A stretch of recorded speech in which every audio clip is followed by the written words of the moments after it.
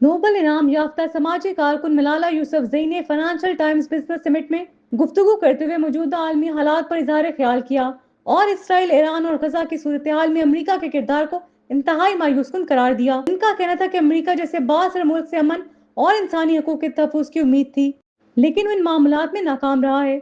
मलाला ने कहा कि अमरीका को चाहिए कि वो अफगानिस्तान में खवातीन के हकूक के लिए वाज़िया और अमली इक़दामात करे और तालिबान पर दबाव डाले ताकि खवातीन को तालीम और आज़ादी हासिल हो। इन्होंने मजीद कहा कि अमरीका को इसराइल पर भी दबाव डालना चाहिए ताकि गजा में जारी जंगबंदी हो और बेगुनाह जानों का ज़िया रुके।